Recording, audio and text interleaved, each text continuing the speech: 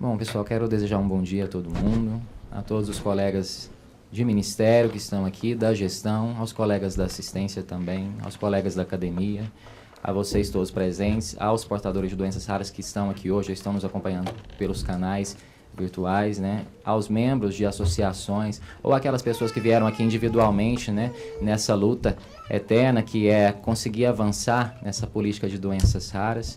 Enfim, também um bom dia a todos os parlamentares que estiveram aqui pouco antes, deixando a sua fala para nós. E, bom, eu vou me apresentar, meu nome é Eduardo Davi, eu integro a Coordenação Geral de Atenção Especializada, que fica no Departamento de Atenção Especializada da Secretaria de Atenção à Saúde.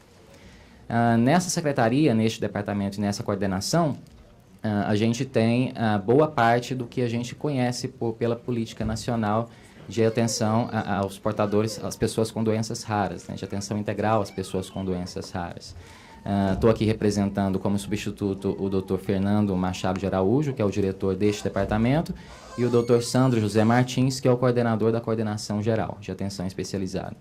Eu vou tentar aqui, nesses minutinhos que eu tenho, fazer um apanhado geral sobre o nosso Sistema Único de Saúde, os antecedentes históricos, né, dessa nossa política, desenhar essa política dentro do nosso Sistema Único de Saúde e falar um pouquinho para vocês dos avanços que a gente tem tido nesses quase 3 anos de política, né?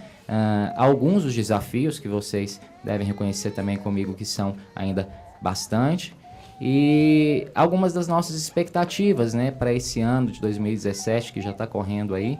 Eu vou apresentar tudo isso para vocês, espero contemplar as expectativas de todos vocês e ao final, né, acho que a gente vai ter um momento de perguntas e respostas. Eu me disponho a responder aquilo que tiver ao meu alcance e também vou disponibilizar os nossos canais aí para que vocês possam entrar em contato caso a gente não consiga dar uma vazão a todas as questões aqui, tá bom? Então vamos lá, nossa apresentação. Então, um apanhadozinho geral sobre o Sistema Único de Saúde, né, e sobre os sistemas de saúde existentes dentro do nosso país. A gente tem, dentro da nossa... Acompanhando aqui.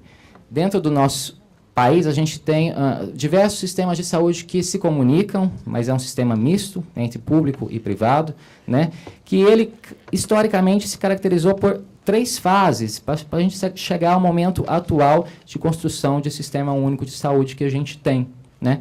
Então, nós tivemos uma proposta de acesso aos serviços e sistemas de saúde, lá no início dos anos 40, anos 50 e anos 60, que se caracterizava por ser de assistência social ou residual, né? E as pessoas que tinham acesso eram apenas aquelas que tinham determinado poder aquisitivo. Então, competia à filantropia e ao Estado, por meio dos primórdios da assistência social, garantir um acesso mínimo àquelas pessoas que não dispunham desse poder aquisitivo, né? Isso foi evoluindo, a gente passou para um segundo momento que se caracterizava pelo seguro social ou meritocrático, em que as pessoas que tinham acesso aos serviços eram aquelas que estavam formalmente ligadas a uma atividade econômica, né? Então a gente tinha aí o início dos planos de saúde e a essas pessoas exclusivamente era assegurado o acesso aos serviços e às ações de saúde. E com o movimento da reforma sanitária nos anos 70 e a sua evolução nos anos 80 para a criação do que a gente tem hoje como arcabouço legal do SUS na Constituição de 88, a gente deu início a uma terceira fase, que é a que a gente se encontra, de serviços e sistemas de saúde dentro do nosso país, que é aquela baseada na Seguridade Social, né, em que a gente tem a proposta de atendimento mínimo vital garantido pelo Estado a todos, por meio da justiça social, né? É o princípio que rege a criação do nosso SUS. Então, a gente tem aqui uma caracterização do sistema de saúde pelo mundo, construído de acordo, na verdade, com as rendas desses países, né? Segundo o qual, aqueles países de renda mais baixa, eles proporcionam o mínimo de saúde pública, que se caracteriza mais por prevenção e promoção da saúde, vacinação em muitos casos, e serviços de nutrição básica. A gente já venceu esse estado da arte há um bom tempo, né? E a gente meio que se encontra hoje nessa organização dos países de renda média, né? Em que eles focalizam seus investimentos no desenvolvimento infantil, por exemplo, na prevenção e na caracterização de melhores instituições e serviços de saúde. E a gente também tem aqueles países de renda mais alta, em que eu tenho um adensamento tecnológico maior do parque, que vai proporcionar essas ações, esses serviços de saúde, né? Então, eles tendem a oferecer mais e melhores serviços, só que também o custo não deixa de ser uma problemática que eles enfrentam. Então, mesmo assim, mesmo com um grau de recursos disponíveis teoricamente maior do que aqueles que a gente dispõe, eles tendem a focalizar esse gasto e acentuar os recursos para métodos de prevenção e fortalecimento dessas instituições e dessas redes já construídas internamente, né? Bom, como eu já disse antes, o Brasil ele se encontra nesse meio caminho, né, em que a gente tem aí uma coordenação dos serviços de saúde centralizada, mas as suas ações são descentralizadas, né? As NOB e as NOA dos anos 90 e início dos anos 2000, elas vieram justamente para a gente conseguir descentralizar esse sistema e municipalizar o Sistema Único de Saúde. E a gente tem conseguido isso de forma a dar ao gestor estadual e municipal mais autonomia e mais poder decisório e de pactuação local para, de certa forma, garantir as ações do serviço, né? Bom, nesse sentido, a gente tem aqui dentro do nosso país uma série de sistemas de saúde, de certa forma, autônomos, mas que se comunicam, dentro dos quais o maior deles e o que a gente está tratando aqui nesse momento é o SUS, né, que se divide em nível primário, secundário e terciário da atenção. O nível primário é aquele nível da atenção básica, né, que deve ser a porta de entrada de todos os pacientes dentro do sistema. E ele deve ser matriciado, então, para os níveis secundário e terciário, né, onde eu tenho as ações de atenção especializada, de média e alta complexidade, aqueles serviços que têm um adensamento tecnológico, né.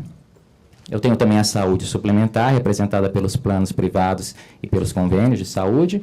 Eu tenho aqueles serviços resquícios ali dos anos 70 e 80, que são os serviços, o sistema estatal, né, que garantia, de certa forma, o acesso ao sistema de saúde para os seus servidores próprios. E eu também tenho os sistemas militares, que são um sistema ali paralelo, que são os hospitais militares, por exemplo. Eles integram um sistema próprio, mas, de certa forma, esses 4 sistemas, dentro do sistema de saúde brasileiro, eles caracterizam um sistema misto e eles se comunicam, né? Então, eu tenho essa distribuição atualmente. Na verdade, a gente não tem um dado mais recente sobre como se encontra a distribuição da população entre população SUS dependente e população que dispõe de um plano de saúde, né? Então, a gente trabalha aí geralmente com 70% a 80% da população sendo SUS dependente, dependendo exclusivamente dos serviços e das ações de saúde proporcionadas pelo Sistema Único, né? Esse número ele oscila de acordo com a situação político-econômica do país, né? Então, aqui eu tenho dados mais fechados do final de 2014, em que eu tenho uma distribuição que varia de acordo com a região, né? Nas regiões Norte e Nordeste eu tinha uma população de quase 90% sendo SUS dependente, e na região Sudeste, por exemplo, eu tenho aqui, tinha naquele momento uma população de cerca de quase 40% já com plano de saúde, né? Então, essa distribuição ela é heterogênea de acordo com as regiões do país, e esses números variam, como eu disse, de acordo com o cenário político-econômico do nosso país. Mas a gente sempre trabalha com um número em torno de 75% da população total do nosso país sendo SUS dependente. Isso é, inclusive, utilizado na construção dos nossos impactos, né? Quando a gente constrói as nossas políticas, e a gente vai construir o seu impacto financeiro, a gente sempre leva em consideração esses números para poder estar levantando os repasses e fazendo esse repasse fundo a fundo, né? Aqui eu acho que ficou pequenininho, mas é só para demonstrar para vocês que o nosso Sistema Único de Saúde ele é grande, ele aborda inclusive instituições privadas que são conveniadas com o poder público, né?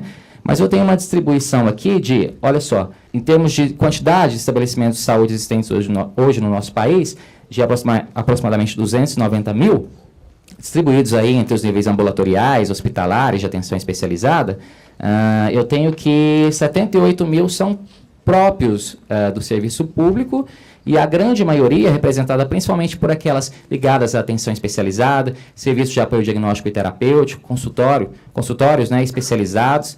Esse número é muito grande quando eu falo do setor privado, né, o que acaba por elevar, quando eu analiso de forma integral o número de serviços que eu disponho no meu país, o índice de serviços privados.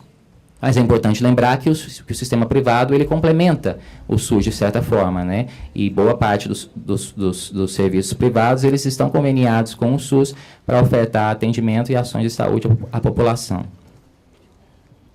Aqui só uma distribuição dos serviços de acordo com o nível hierárquico da atenção, né, para vocês verem que a atenção básica ela é quase que totalmente de responsabilidade do poder público, e à medida que eu vou avançando nos níveis de complexidade, entrando na atenção especializada, pelos níveis secundário e terciário, eu vou tendo uma maior participação das instituições privadas. Só para vocês terem uma noção de como é que se dá a organização dos serviços de saúde de acordo com o nível hierárquico da atenção. E para deixar um pouquinho claro também que as formas de financiamento do SUS, elas são diversas, né? Às vezes, para as pessoas que estão tendo primeiro contato com o Sistema Único de Saúde, fica a impressão de que o financiamento se dá só mediante os procedimentos da tabela, né? E os procedimentos da tabela, eles nada mais servem como parâmetro, referência e um formato, um instrumento para compor o cálculo do impacto financeiro para determinadas áreas, para determinadas habilitações. Mas as formas de financiamento, elas são diversas, né? E elas incluem, por exemplo, os incentivos. Os incentivos, eles acontecem de acordo com o tipo do estabelecimento, por exemplo. Então, para os hospitais universitários, eu tenho um incentivo diferenciado, né, que vai compor o recurso que é repassado para o gestor daquele estabelecimento, e aí por diante, para determinadas políticas, eu tenho incentivos que vão complementar o que é pago pelo procedimento na tabela do SUS, que é a tabela SIGTAP, né? E aí eu tenho diversas outras formas de financiamento que se complementam também, como os próprios orçamentos públicos dos estados e dos municípios, uma vez que o financiamento das ações e serviços de saúde eles são tripartite, né? O recurso não é exclusivamente federal. E tendo em vista também que há uma complementação pelos serviços privados de filantropia e de beneficência, nos quais eu tenho isenções fiscais, isso também a gente considera como sendo uma forma de repasse para o financiamento desse sistema de saúde, né? E esses serviços da filantropia e da beneficência, eles também, por meio da captação social, por meio de trabalho voluntário, a gente vai agregando recursos no financiamento do sistema. A gente também tem o sistema de dupla porta, né, no qual eu tenho um serviço habilitado dentro de uma instituição privada que acaba recebendo também pacientes do SUS. Então, essa instituição ela está sendo financiada por uma espécie de dupla porta, pacientes SUS e pacientes não SUS. E por meio da isenção de imposto de renda para uma série de estabelecimentos, como aqueles que integram o PROAD, né, que é aquele programa em que eu tenho instituições de referência parceiras que vão ter uma certa isenção fiscal para desenvolver projetos de pesquisa, capacitação, gestão e assistência, a gente acaba considerando também como uma forma de financiamento, já que a isenção fiscal para esses estabelecimentos de referência, elas atingem a ordem de milhões por ano, né? Então, só para vocês terem uma noção aí mais superficial de que o financiamento do nosso Sistema Único de Saúde ele não está atrelado exclusivamente à tabela, que é apenas um dos instrumentos que o SUS utiliza para fazer o repasse.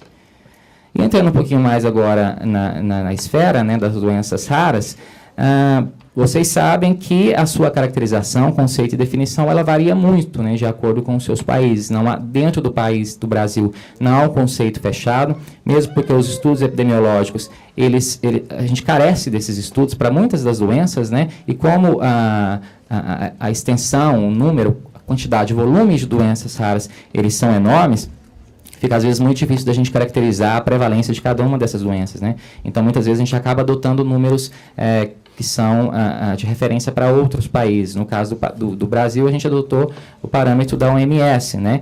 Que é considerado como uma doença rara, aquela que atinge até 65 pessoas a cada 100 mil habitantes. Mas eu tenho aí diversos números para cada um dos países, né? Só para situar um pouquinho vocês, eu tenho aqui os Estados Unidos utilizando um número um pouco aproximado do nosso, entre 66 e 70 pessoas a cada 100 mil, ou uma doença que atinge né, uma pessoa a cada 200 mil. Esses números variam de acordo com o serviço analisado lá nos Estados Unidos. E aí por diante, cada país vai tendo a sua definição, cada país vai tendo o seu critério de prevalência. essa definição da Anvisa de 2008, ela é bem genérica, né? Ela não aponta números, não aponta prevalência. Ela simplesmente diz que doenças raras ou órfãs são aquelas que afetam um pequeno número de pessoas quando comparado com a população geral. Mas repito que a gente adota o critério da OMS de 65 pessoas a cada 100 mil habitantes. O critério adotado pela OMS é esse, de 65 a cada 100 mil, e sabe-se que a epidemiologia das doenças raras, embora a gente está falando aí do conjunto que aborda cerca de 6 a 8 mil doenças, né, ela acomete de 6 a 8% da população mundial. Se a gente for utilizar essas taxas aplicadas à população brasileira, a gente está falando aí de cerca de 13 a 15 milhões de brasileiros, né? E é um paradoxo aqui, né, que muito embora elas sejam doenças individualmente raras, por serem um volume, um quantitativo muito grande de doenças, no fim das contas a gente está falando de um número muito grande de pessoas acometidas. Então, é doença rara na sua individualidade, mas quando a gente aborda o coletivo, essas doenças atingem grande parte da nossa população, 15 milhões de brasileiros, né? E as causas são genéticas ou ambientais, sendo que a maioria delas, cerca de 80%, são de fundo genético, né? Mas eu careço, como eu disse antes, de dados epidemiológicos para basear muitos dos nossos estudos de prevalência, de incidência, inclusive aqueles estudos de pesquisa clínica, né? Como os estudos de pesquisa clínica, muitas vezes eles são feitos individualmente para cada doença, porque cada doença tem a sua especificidade, e às vezes não é possível analisá-las dentro de uma pesquisa clínica como um bloco de condições. Muitas vezes, como o número de pacientes, de participantes da pesquisa, ou da pesquisa clínica, ou daquela pesquisa para eu levantar o número de pessoas acometidas é muito pequeno, eu careço de uma base estatística que me capacite a ampliar esse número para outros estudos, por exemplo, né? Então, os dados epidemiológicos e os dados de pesquisa científica são sempre um problema que a gente tem como Ministério para avaliar as políticas, para avaliar os PCDT e para ter um número brasileiro, né, de pessoas, de prevalência, de pessoas estimadas com portadoras de doenças raras. E um problema que a gente sempre tem é a questão do diagnóstico incorreto, né, que foi um dos fundamentos para a gente construir a nossa política. Porque o diagnóstico incorreto, a gente incorre numa série de problemáticas, né? Eu vou indicar ao meu paciente, se eu desconhecer a sua doença ou se eu tiver um diagnóstico inadequado, uma série de tratamentos inespecíficos que podem ser muitas vezes, inclusive, nocivos para aquele paciente. Posso gerar o agravamento do seu estado de saúde. Posso iniciar medidas que melhorem o seu prognóstico de uma forma muito tardia, né? E a gente sabe que uma boa parte das doenças raras, degenerativas, elas são uma luta contra o tempo, né? Se eu não disponho de um método diagnóstico certeiro, acurado, eu vou estar retardando cada vez mais uma conduta que vai ser eficaz para o prognóstico desse meu paciente. E eu devo, né, muitas vezes, quando o médico ele desconhece essa doença, ele recomenda uma série de exames desnecessários que vão incrementar no impacto do meu gasto em saúde pública, né? Isso é um problema econômico também.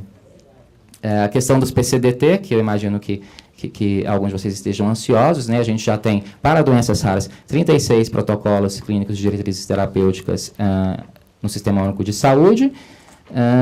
E a importância do PCDT é porque dentro de uma linha de cuidado é ele que vai dar a orientação geral de como é que se trata, como é que eu acolho esse paciente, como é que é feito os critérios diagnósticos, como é que eu indico os tratamentos, se disponíveis, para aquele paciente, ou como é que eu procedo às ações para melhoria da qualidade de vida daquele paciente, se não existir nenhum tratamento disponível ainda, né? Aprovado pela Anvisa.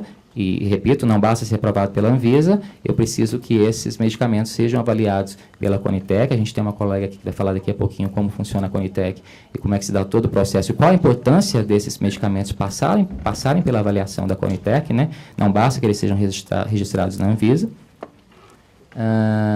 E um pouquinho mais para frente eu vou citar um pouquinho como é que anda essa situação da elaboração dos protocolos clínicos de diretrizes terapêuticas no Ministério da Saúde. Uma questão também que foi bastante pensada na construção da política foi com relação à formação acadêmica dos profissionais, da equipe de profissionais que compõem os serviços habilitados, né, ou os serviços que ainda não são habilitados, mas que prestam o atendimento a pessoas com doenças raras. A gente dispõe também de uma carência muito grande de profissionais com uma formação especializada para está realizando o aconselhamento genético, né? Isso foi uma problemática muito evidenciada, e inclusive foi alvo de uma série de parcerias do Ministério da Saúde, de capacitação das equipes de atenção básica, para evidenciar os sinais e sintomas das principais doenças raras, por exemplo. Isso é muito desconhecido na ponta na atenção básica, né? E, como eu disse, esse diagnóstico inicial e célere, ele é essencial para a maioria das doenças, né? Então, a gente capacitou algumas pessoas na atenção básica, e há uma série de outras medidas que estão sendo pensadas com relação a isso. Por exemplo, inserir nas diretrizes curriculares dos cursos de medicina essa questão do aconselhamento genético como uma disciplina ou como, né, parte de conteúdo de alguma disciplina. Isso também já foi pactuado. E também, obviamente, como vocês sabem, como já foi tratado aqui, o problema da judicialização, né?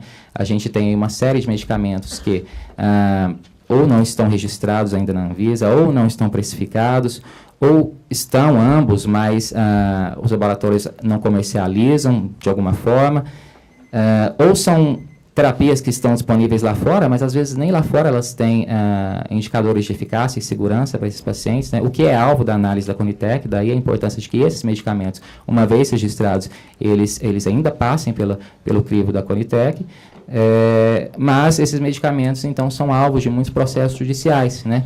E, às vezes, os juízes dão muitas determinações judiciais que são, inclusive, aqui conflitantes, né?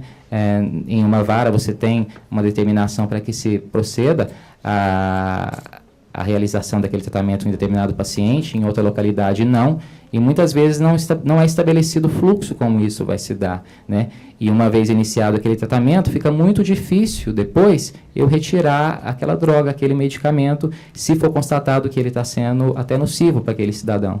Então, é uma questão muito delicada essa da judicialização. Eduardo, concluindo seu tempo. Tem tempo, né? Então, eu vou pular aqui mais para o final, pessoal. Eu acho que o que está no final aqui é mais interessante, porque a política, eu imagino que boa parte de vocês já conhecem, né? Eu ia fazer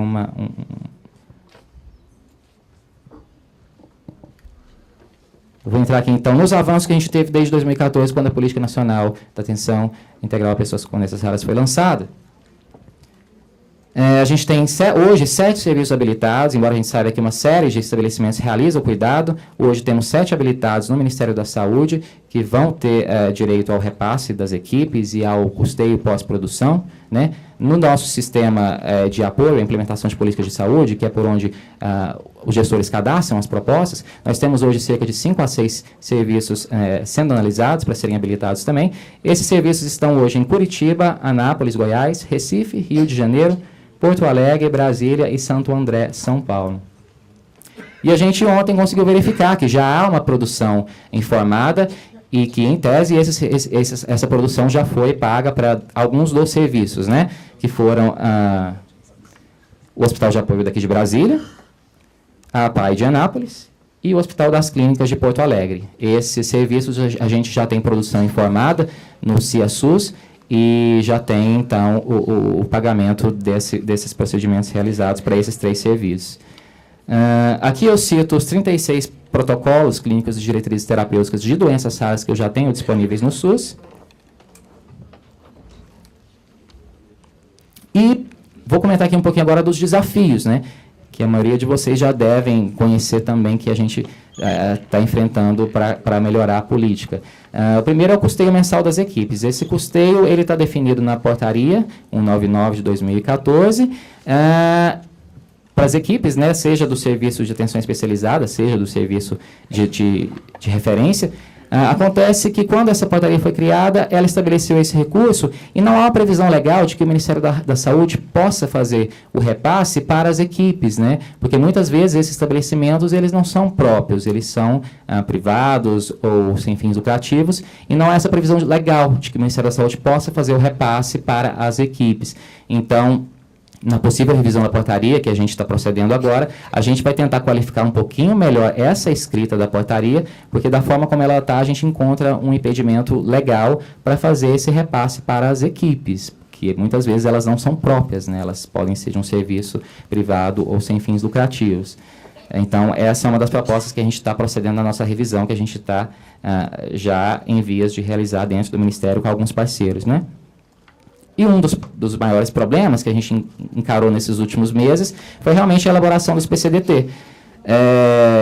Como vocês sabem, houve um painel de especialistas em 2014 que definiu a priorização de alguns PCDT que deveriam ser elaborados, né, isso cronologicamente de 2015 a 2018. E de lá para cá a gente encontrou alguns problemas para a elaboração desses protocolos. Dentre um deles, um dos principais, né, foi a desistência ou desinteresse de alguns grupos de elaboradores que estavam pactuados no início para estar realizando a elaboração desses protocolos. Então, é necessário repactuar com aqueles grupos que ainda mantêm o interesse ou tentar encontrar novas parcerias.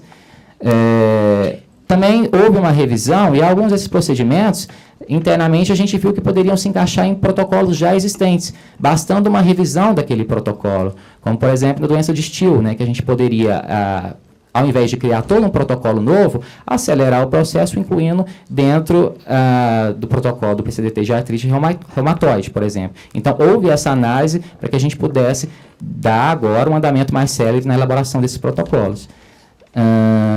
Algumas doenças que não estavam priorizadas, elas estavam para anos posteriores.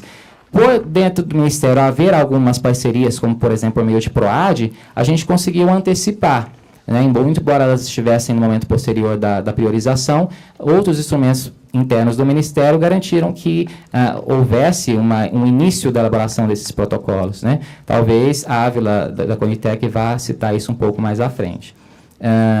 A gente também teve problemas de registro e precificação junto à Anvisa, né? Para aqueles protocolos que exigem tratamento medicamentoso, isso é um impeditivo, porque, como eu disse, a gente não pode incorporar o medicamento sem que haja o registro, sem que haja a precificação, e alguns desses tratamentos medicamentosos, eles não estão registrados ainda ou não estão precificados, né?